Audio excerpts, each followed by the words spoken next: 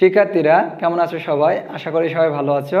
আজকে আমরা খুবই গুরুত্বপূর্ণ একটা টপিকস নিয়ে আলোচনা করব, যার নাম টটোমেরিজম। তোমরা জানো টটোমেরিজম এক ধরনের কি স্ট্রাকচারাল আইসোমেরিজম। স্ট্রাকচারাল আইসোমেরিজম কি same molecular formula but different structural formula হলে তাদেরকে আমরা বলি স্ট্রাকচারাল আইসোমেরিজম। স্ট্রাকচারাল আইসোমেরিজমের ভেতরে অলরেডি আমরা chain isomer, position isomer, functional group isomer, metamerism and ring chain isomer নিয়ে আলোচনা করেছি। আজকে আমরা স্ট্রাকচারাল আইসোমেরিজমের সর্বশেষ টাইপ টটোমেরিজম নিয়ে আলোচনা করব। টটোমেরিজম নাম শুনলেই স্টুডেন্টের মধ্যে একটা আতঙ্ক কাজ করে যে আমরা টটোমেরিজম ছাড়া আমরা বুঝতে পারবো না। আমি তোমাকে ইনশিওর করছি ইনশাল্লাহ ভয় পাওয়ার কোনো কারণ নাই। টটোমেরিজম সম্পর্কে A to Z সকল কিছু আলোচনা করা হবে ইনশাল্লাহ। উচ্চ মাধ্যমিক পর্যায়ে যে টটোমেরিজমের আলোচনা এটা আসলে সাফিসিয়েন্ট নয়, হয়তো এই ভিডিওটা একটু বড় হবে। আশা করি তুমি ধৈর্য ধারণ করে থাকো, ইনশাল্লাহ টটোমেরিজম সম্পর্কে A to Z সব কিছুই তোমাকে ক্লিয়ার করতে পারবো ইনশাল্লাহ। ওকে, তা প্রথমে যদি আমরা জানার চেষ্টা করি টটোমেরিজম কি। দেখো টটোমেরিজম বিভিন্ন বইয়ে বিভিন্নভাবে প্রকাশ করা হয়ে থাকে। টটোমেরিজমকে ডিসমোট্রপিজমও বলা হয়ে থাকে, ডাইনামিক আইসোমেরিজমও বলা হয়ে থাকে, কিটোইনল আইসোমেরিজমও বলা হয়ে থাকে, ডাইনামিক ফাংশনাল আইসোমেরিজমও বলা হয়ে থাকে। তাহলে একটা প্রশ্ন দাঁড়ায়, স্যার একজনের এত নাম কেন? তার মানে বুঝতেছো অবশ্যই এই নামগুলোর একটা কারণ আছে কি নাই? তার মানে বুঝতেছো এই ভিডিওটা একটু বড় হবে, টেনশন করার কোনো কারণ নেই। আমি আস্তে আস্তে তোমাকে ক্লিয়ার করার চেষ্টা করতেছি ইনশাল্লাহ। তাহলে টটোমেরিজম যদি আমরা বলি কি two different structure of same molecular formula. দেখো এই যে সেম মলিকুলার ফর্মুলা, এই কথাটা অনেকটাই কিন্তু আমাদের টম অ্যান্ড জেরির মতো, তাই না? এই যে আইসোমেরিজম হতে গেলে অবশ্যই সেম মলিকুলার ফর্মুলা কি হতে হবে। তাই এই জন্য বলছি two different structure of same molecular formula due two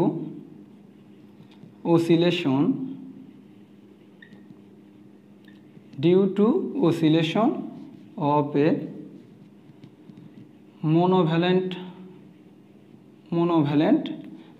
মানে একযোজী জিনিসগুলোকে আমরা বুঝাচ্ছি, তাই না? মোনোভ্যালেন্ট হিসেবে আমি এখানে বুঝিয়ে দিলাম hydrogen, like hydrogen monovalent atom between polyvalent atoms। তাহলে এই যে একযোজী থেকে এই যে আমাদের একাধিক যোজী পলিভ্যালেন্ট অ্যাটমস, তার মানে এখানে কি বুঝলাম two different structure of same molecular formula due to oscillation of a monovalent hydrogen atom between polyvalent atoms. Okay, এখানে একটা শব্দ মনে হয় তোমার ঝামেলা করতে পারে যে অসিলেশনটা কি, তাই না?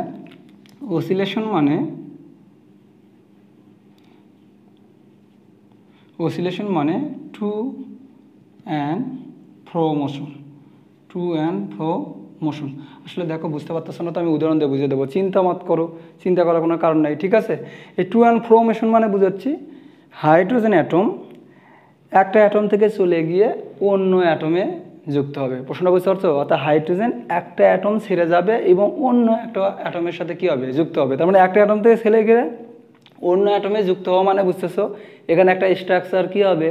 চেঞ্জ হবে। এটাই আসলে টটোমেরিজম। আচ্ছা, বুঝতে পারতেছো না তো? আমি উদাহরণ দিই, দেখো এক্সাম্পল, আমি অনেকগুলো উদাহরণ দেবো ইনশাল্লাহ, তোমরা আশা করি ক্লিয়ারলি বুঝতে পারবা ইনশাল্লাহ। তাহলে এক্সাম্পল হিসেবে আমি চিন্তা করলাম যে CH3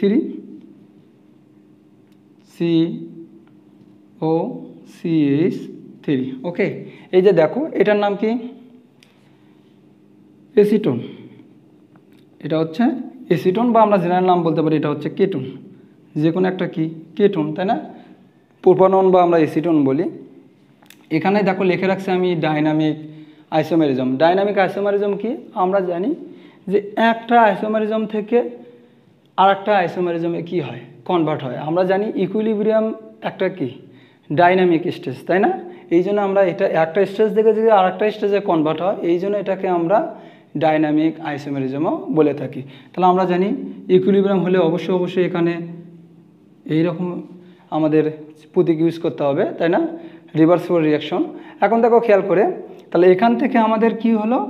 একটা কনভার্ট হবে সবসময় তুমি একটা মনে রাখবা, এই যে বললাম টু অ্যান্ড ফ্রো মোশন, এখানে হাইড্রোজেন একটা থেকে ছেড়ে যাবে এবং আর একটা অ্যাটমে গিয়ে হাইড্রোজেন কি যুক্ত হবে। এখন কোথায় থেকে কোথায় যুক্ত হবে আমি তোমাকে বলি।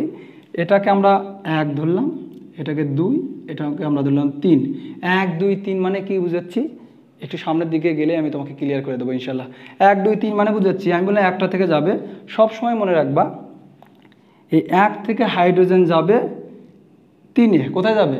1 থেকে হাইড্রোজেন যাবে 3-এ, এবং 2 আর 3-এর যে ডাবল বন্ধন আছে এই ডাবল বন্ধনটা ভেঙে 1 আর 2-এর মধ্যে গঠিত হবে। বুঝতে পারতেছো কি? তাহলে আমি টটোমেরিজমকে এভাবে মনে রাখতে পারি যে 1,3 হাইড্রোজেন মাইগ্রেশন, অর্থাৎ হাইড্রোজেন 1 নম্বর কার্বন থেকে 3 নম্বরে যাবে। ক্লিয়ার কথা? আচ্ছা বুঝতে পারতেছো না তো? আচ্ছা আমি বুঝিয়ে দেওয়ার চেষ্টা করি। তা আমি বললাম এই যে 1 2-এর মাঝে আমাদের ডাবল বন্ড চলে আসবে, এবং এখান থেকে হাইড্রোজেনটা 1 থেকে হাইড্রোজেনটা কোথায় চলে যাবে? 3-এ চলে যাবে। ওকে, আর এটা যা আছে তাই হবে। ক্লিয়ার? এটাকে আমরা বলি to and fro motion. Clear? তার মানে 2 আর 3 ডাবল বন্ডটা আসবে 1 আর 2-এর মাঝে, এবং 1-এর হাইড্রোজেনটা চলে যাবে কোথায়? 3-এতে। দেখো এখানে চলে যাচ্ছে। এখানে দেখো খেয়াল করে, এটা ছিল আমাদের কেটন ফর্ম। এটা কি ফর্ম দেখো তো, এখানে তুমি দেখতেছো এখানে ওএইচ আছে, তাহলে ওএইচ মানে আমরা জানি অ্যালকোহল অল। ওকে, এবার ডাবল বন্ড মানে কি? আমাদের অ্যালকিন। অ্যালকিন মানে কি? ডাবল বন্ড মানে আমাদের পাই ইন। কি পাই? ইন। তাহলে এই জন্য একই যৌগে অ্যালকোহল এবং ডাবল বন্ড আছে, এটাকে আমরা বলি ইনল ফর্ম। কি বলি? এটাকে বলি আমরা ইনল ফর্ম। তাহলে আমাদের এটা হচ্ছে কিটো ফর্ম, এটা আমাদের কি? Enol form. বুঝতে পারতেছো? এটা হচ্ছে কিটো ফর্ম, এটা ইনল ফর্ম। এই জন্য নাম বলি 1 2 3, এটা আমরা বলতে পারি propene to all. Propene to all. তাহলে এটা হচ্ছে আমাদের কিটো ফর্ম, এটা হচ্ছে কি আমাদের ইনল ফর্ম। এই জন্য আমরা এটাকে বলি কিটো ইনল টটোমেরিজম, আমরা বলতে পারি কিটো ইনল আইসোমেরিজম। ক্লিয়ার কথা? বুঝতেছো কি কথা? এখন দেখো যেহেতু এখানে এই ফর্ম থেকে এই ফর্মে আমাদের চেঞ্জ হয় কন্টিনিউয়াসলি, এই জন্য কি এটাকে আমরা বলি ডাইনামিক। এখন এখানে আমাদের একটা জিনিস মনে হতে পারে যে স্যার এটা তো মনে হচ্ছে কিটোন কার্বনিল গ্রুপ, কিন্তু এখানে তো স্যার অ্যালকোহল গ্রুপ বা ডাবল বন্ধন, এটা দেখে কি মনে হচ্ছে না? দেখো তো ফাংশনাল আইসোমার হওয়া উচিত। হ্যাঁ, তোমার কিন্তু ভুল হতে পারে। অনেকে কিন্তু এটাকে কি মনে করতে পারে? ফাংশনাল আইসোমার মনে করতে পারে, কিন্তু ফাংশনাল আইসোমার কেন হবে না? আমরা জানি অগ্রাধিকার ক্রম জানি RTFMCP। ওকে, অগ্রাধিকার ক্রম আমরা জানি RTFMCP। মানে কি বোঝাচ্ছি? এই যে আর মানে রিং চেইন আইসোমার, টি মানে টটোমেরিজম, এফ মানে ফাংশনাল আইসোমার, এম মানে মেটামেরিজম, সি মানে চেইন আইসোমার, এবং পি মানে পজিশন আইসোমার। তুমি দেখতেছো প্রায়োরিটি লিস্টে ফাংশনালের আগে আছে কি? টটোমেরিজম। এই জন্য এটা ফাংশনাল আইসোমেরিজম হবে না, এটা কি হবে? টটোমেরিজম হবে। বুঝতে পারতেছো? কারণ প্রায়োরিটি লিস্টে ফাংশনাল আইসোমেরিজমের আগে টটোমেরিজম আছে। ক্লিয়ার তো? ওকে, আচ্ছা তাহলে আমরা সামনের দিকে যাই। এটা হচ্ছে আমাদের কিটো ইনল টটোমেরিজম।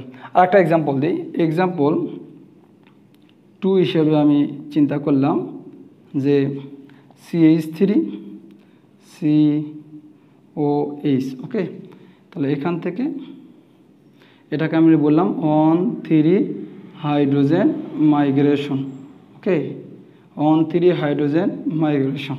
তাহলে যদি হয় তা আমি বললাম এটা 1, এটা 2, এটা 3। তা আমি বললাম যে 1 আর 2-র মধ্যে ডাবল বন্ধন চলে আসবে, তাহলে ডাবল বন্ড এখানে আসলো, এবং 2 আর 3-এর যে ডাবল বন্ডটা সেটা 1 2-এর মধ্যে আসলো, এবং 1 থেকে হাইড্রোজেনটা কোথায় চলে যাবে? 3-এ চলে যাবে। তাহলে আমাদের কি হবে? OH। ক্লিয়ার?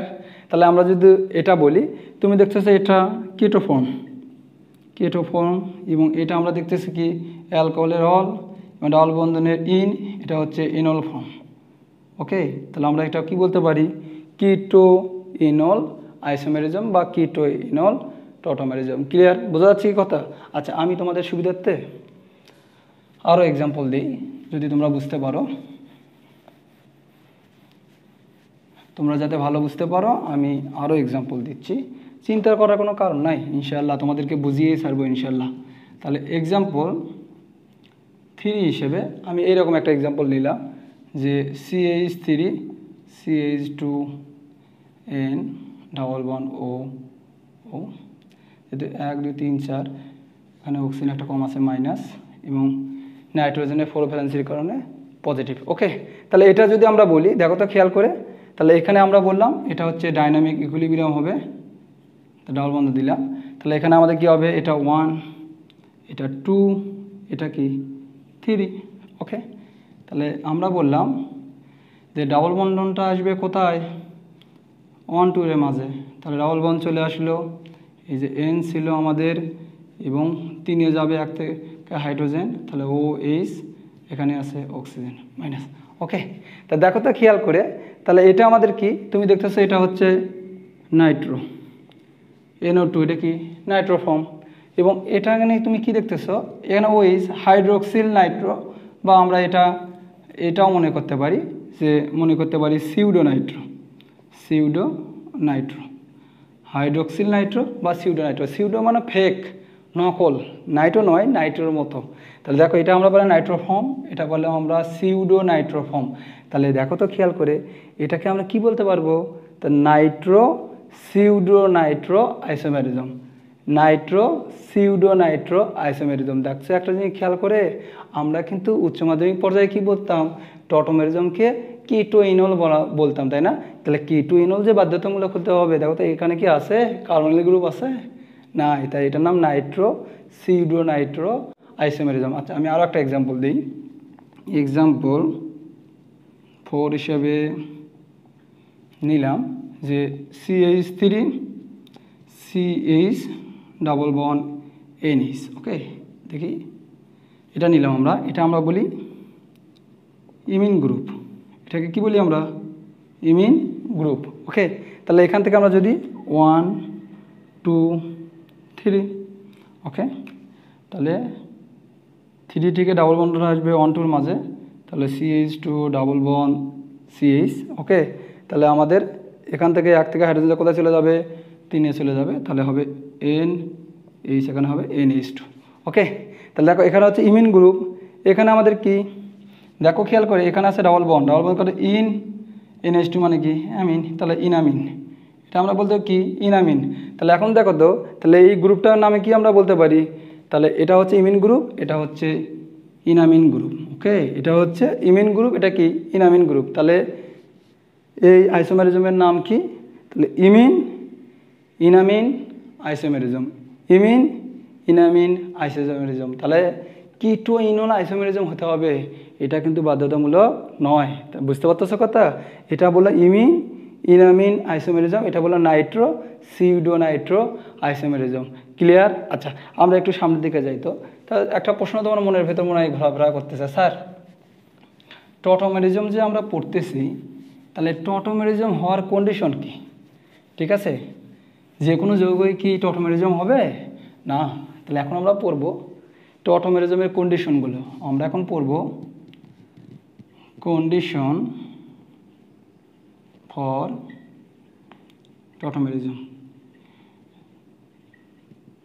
লা লা লা লা লা লা লা লা লা লা লা। আচ্ছা দেখো, চিন্তা করিও না, আমরা সামনে যাচ্ছি ইনশাল্লাহ, আরও অনেক জিনিস শিখবো।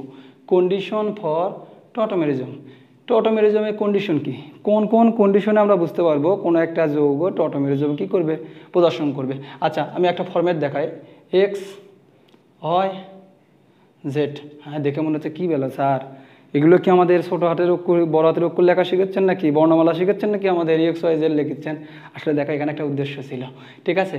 অর্থাৎ এই কন্ডিশন মেনটেন করলে কোনো একটা যৌগে টটোমেরিজম হবে।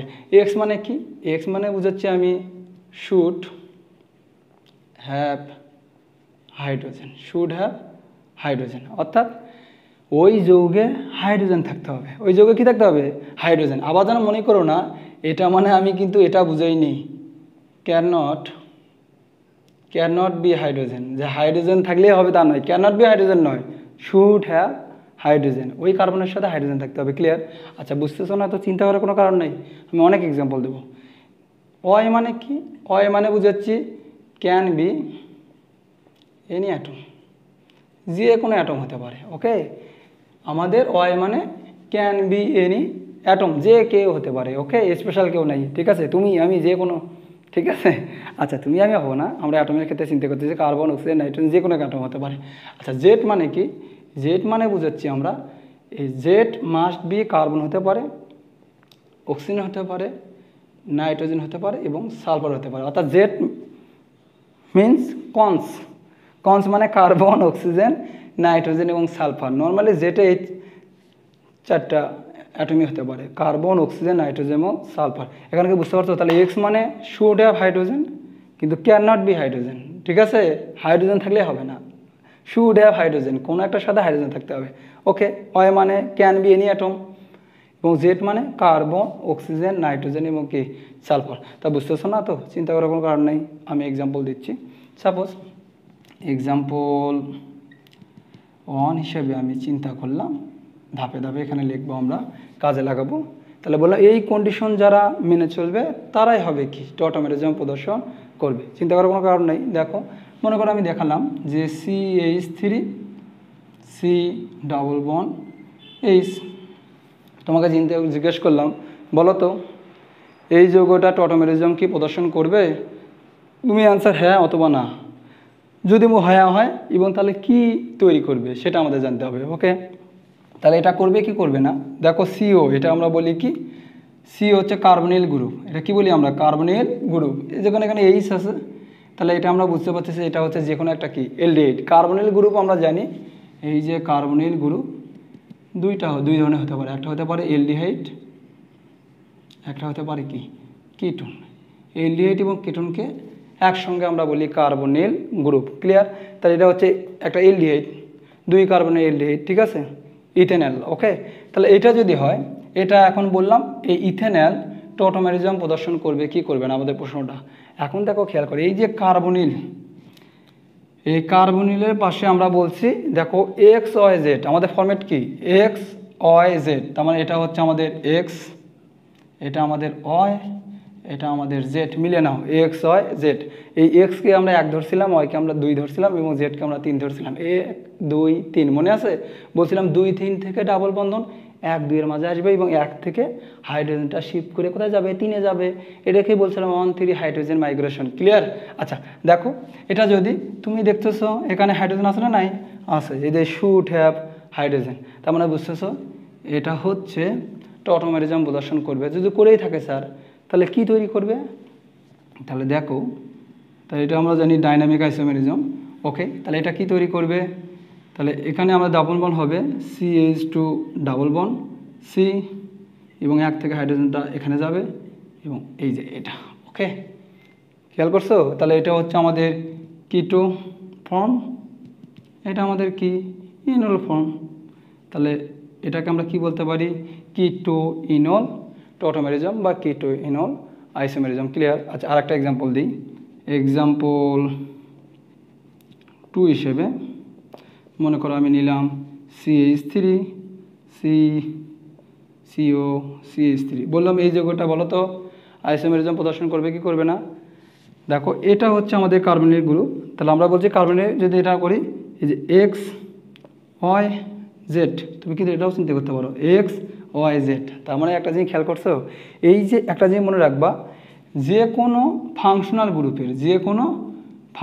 গ্রুপের পাশে যে কার্বন থাকবে এটাকে বলি আমরা আলফা কার্বন থাকবে। যে কোনো ফাংশনাল গ্রুপের পাশে যে কার্বন থাকে তাকে বলা হয় আলফা কার্বন। তাহলে এটাও সাপোজ আমাদের আলফা কার্বন, এবং আলফা কার্বনে যতগুলো হাইড্রোজেন থাকে মনে করো যদি 3টা থাকে তাহলে এখানে আলফা হাইড্রোজেন হবে 3, বুঝতেছো? এখানে যদি CH3 হয় তাহলে আলফা হাইড্রোজেন হবে 3, মনে থাকবে। তাহলে যে কোনো ফাংশনাল গ্রুপের পাশের কার্বনকে বলি আমরা আলফা কার্বন এবং আলফা কার্বনের সঙ্গে যতগুলো হাইড্রোজেন থাকে সেটাকে বলি আমরা আলফা হাইড্রোজেন। খেয়াল করে দেখো তো, তাহলে এখানে আমাদের আলফা হাইড্রোজেন কয়টা? 3টা। এখানেও আমাদের আলফা হাইড্রোজেন কয়টা? 3টা। এই জন্য দেখো উচ্চ মাধ্যমিক পর্যায়ে তোমরা কি পড়ে থাকো যে টটোমেরিজম কারা প্রদর্শন করে?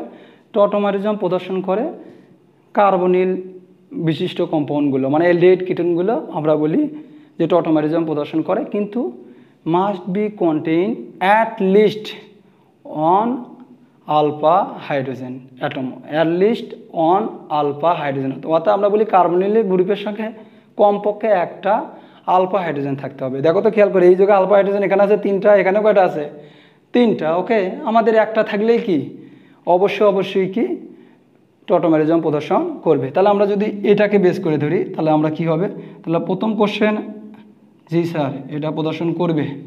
তাহলে করলে কি করবে, তাহলে আমাদের CH2 CO এখানে H কি হবে CH3। ওকে, তা আলফা হাইড্রোজেন আমরা এখান থেকে বের করে নিয়েছি। এখানে যদি CH2 ডাবল বন এই পাশে দিয়েছি, এই পাশে ধরতা তাহলে CH3 থাকতো, এই পাশে ডাবল বন CH2 হতো। ক্লিয়ার কথা?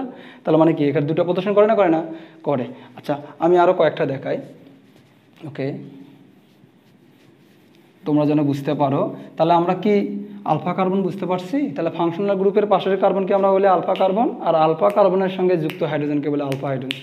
Zoom zoom zoom zoom zoom zoom zoom zoom. আচ্ছা ঠিক আছে, আরও আমরা কয়েকটা এক্সাম্পল দিই। তো এক্সাম্পল 3 হিসেবে আমি এইরকম একটা যৌগ নিলাম। দেখো তো, যদি আমি এইরকম যৌগ নিই যে CH3 CH2N ডাবল বন O। ওকে, আচ্ছা তাহলে দেখো তো খেয়াল করে, তাহলে আমি বললাম এটা প্রদর্শন করবে কি করবে না। তাহলে এখানে আরও দেখাই আমরা, তাহলে এটা করবে কি করবে না। তুমি দেখতেছো এখানে এটা X, এটা Y, এটা কি Z।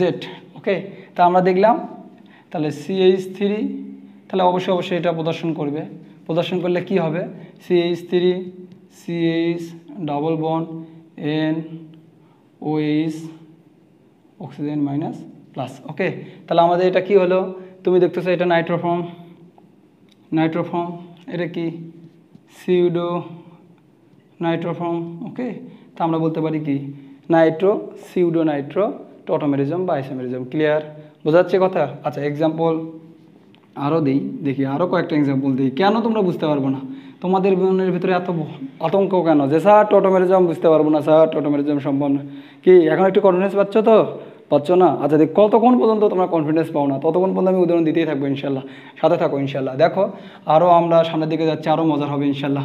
মনে করো যে CH3 CH ডাবল বন NH। ওকে, তাহলে বললাম এটা হবে কি হবে না।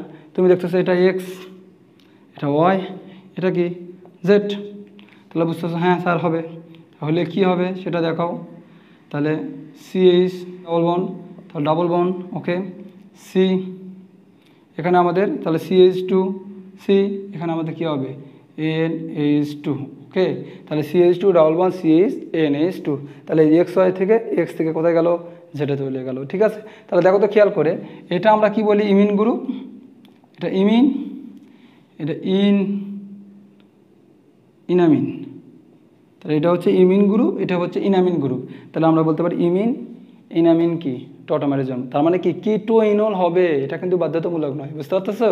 তার মানে এখানে নামটা আসবে যে ধরনের আমরা কম্পাউন্ড ইউজ করব সেই ভিত্তিতে কি নাম হবে। আচ্ছা আমি আরও কয়েকটা এক্সাম্পল দিই, দেখি তো। মনে করো এক্সাম্পল 5 হিসেবে নিলাম।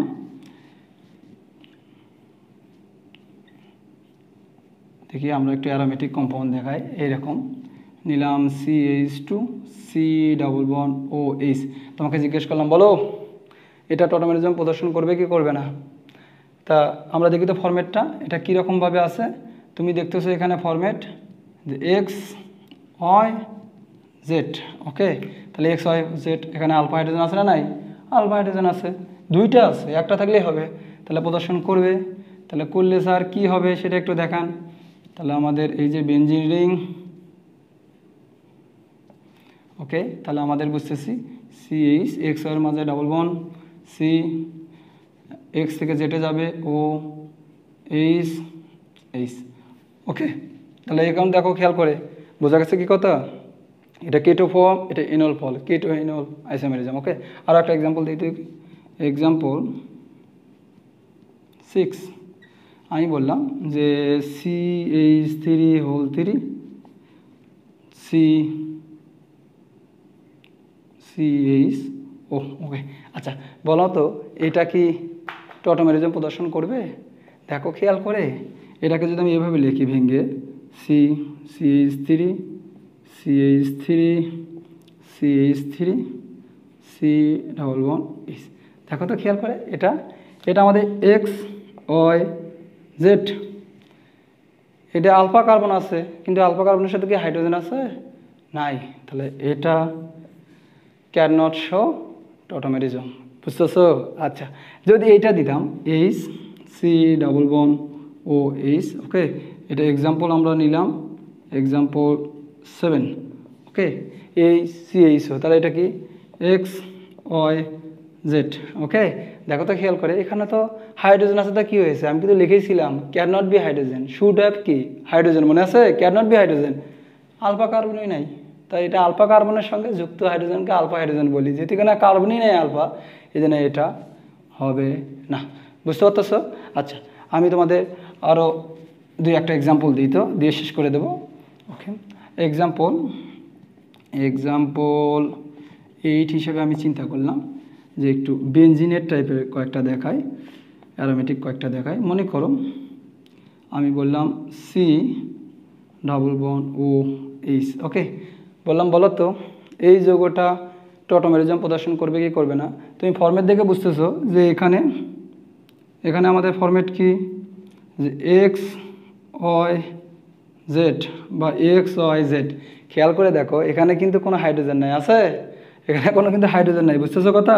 কার্বন কার্বন কার্বন, এখানে হাইড্রোজেন নাই। এখানে দেখো, খেয়াল করে দেখছো, তাহলে কিন্তু এখানে কার্বনের সাথে হাইড্রোজেন নাই, এই জন্য এটা প্রদর্শন করবে না। আচ্ছা, আর একটা এক্সাম্পল বলি, এক্সাম্পল 9 হিসেবে মনে করো আমি বললাম যে এইরকম যদি হতো, এটা একটা বেনজিন রিং, এবং এখানে আমরা এরকম যদি নিতাম, ওকে, বলো তো এটা কি টটোমেরিজম প্রদর্শন করবে? ভালো করে খেয়াল করো, এটা কি টটোমেরিজম প্রদর্শন করবে?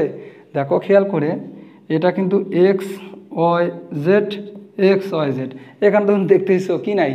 হাইড্রোজেন নাই। কার্বন আছে, হাইড্রোজেন আছে না, তাহলে এটাও কি প্রদর্শন করবে না। তার মানে কি, কোন ধরনের যৌগ টটোমেরিজম প্রদর্শন করবে আমরা কি বুঝতে পারছি?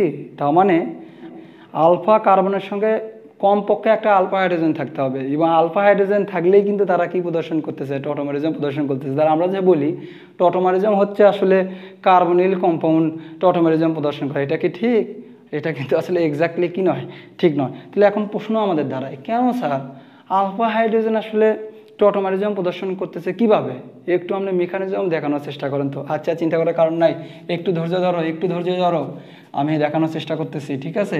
যে স্যার কীভাবে এগুলো হচ্ছে, স্যার একটু বুঝিয়ে দেন তো, এক্সাক্ট মেকানিজমটা দেখাই দেন তো একটু, ঠিক আছে? তাহলে আমরা এখন দেখাবো যে মেকানিজম বিহাইন্ড টটোমেরিজম। এই যে টটোমেরিজম হচ্ছে, এই টটোমেরিজমের পেছনে কি ধরনের মেকানিজম কাজ করতেছে? কি ভয় পাচ্ছ? কি ভয় করার কোনো কারণ নাই, ঠিক আছে? তাহলে আমরা তো কন্ডিশন বুঝতে পারছি, টটোমেরিজম কি বুঝতে পারতেছি। এখন আমরা দেখবো মেকানিজম। কেন স্যার, কেন কেন কেন ওই হাইড্রোজেন আলফা হাইড্রোজেন কেন থাকা লাগবে স্যার? তাহলে মেকানিজম বিহাইন্ড টটোমেরিজম, ওকে।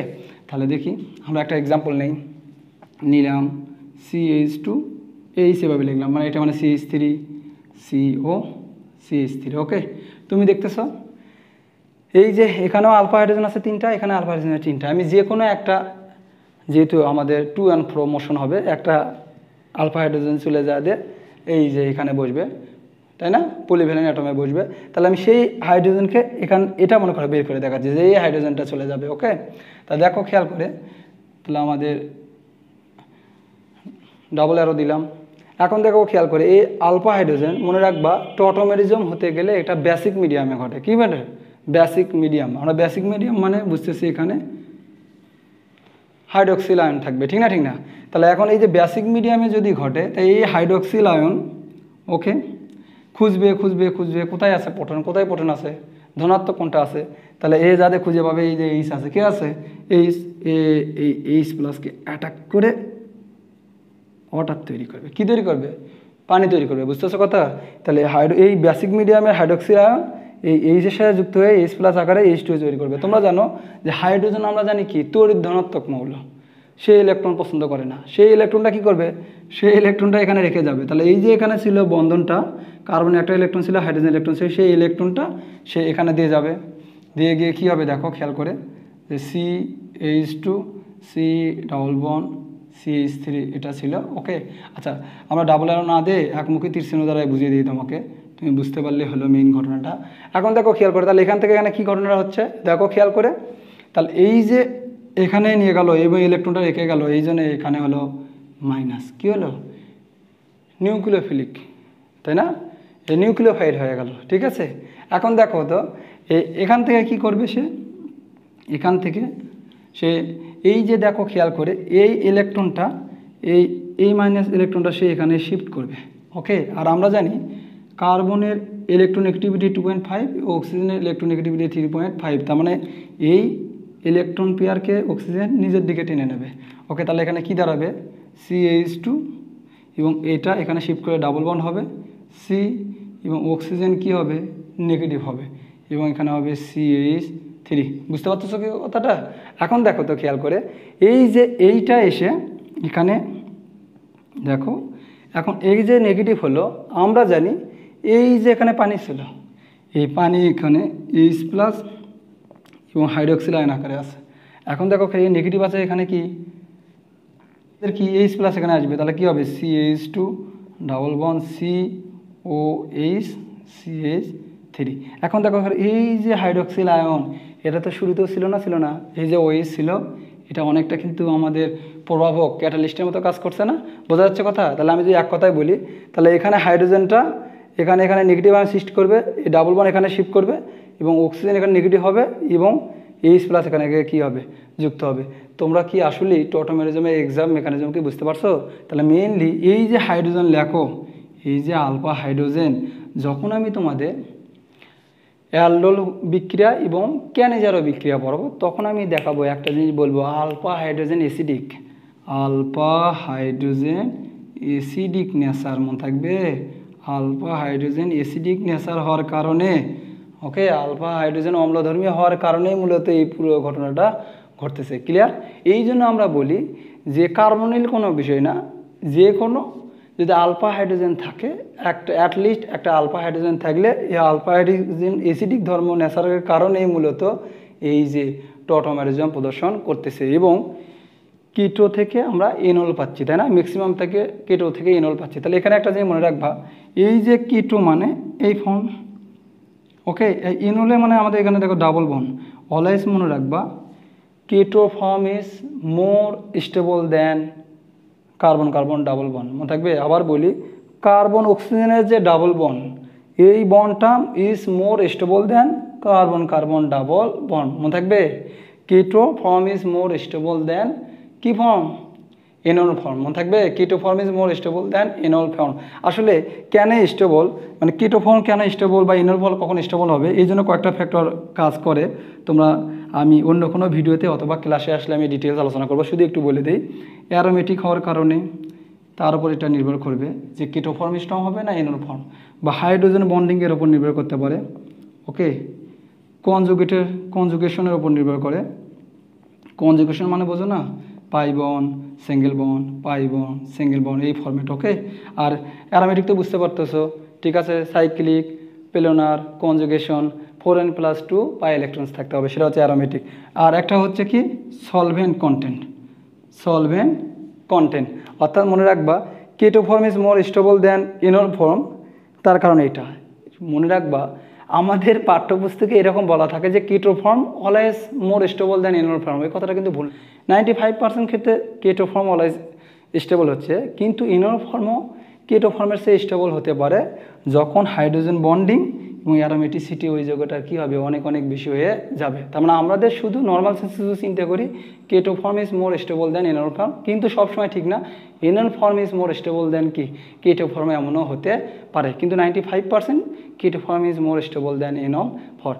এবং তার পেছনে কী কী ধরনের ফ্যাক্টর কাজ করে, aromaticity, hydrogen bonding, conjugation, solvent content. Clear? তাহলে কি আমরা টটোমেরিজম কি বুঝতে পারছি কি? আচ্ছা, তাহলে টটোমেরিজম আমরা বুঝতে পারলাম যে টটোমেরিজম হতে গেলে অবশ্যই ওই যৌগে কমপক্ষে একটি আলফা হাইড্রোজেন থাকতে হবে। তাহলে আমরা আশা করি তোমরা টটোমেরিজম সম্বন্ধে যে তোমাদের একটা আতঙ্ক ছিল, এই আতঙ্ক আমি দূর করতে পেরেছি। তাহলে এতক্ষণ সঙ্গে থাকার জন্য ধন্যবাদ। পরবর্তী ভিডিও আমন্ত্রণ জানিয়ে আজকে এইটুকুই। All the very best.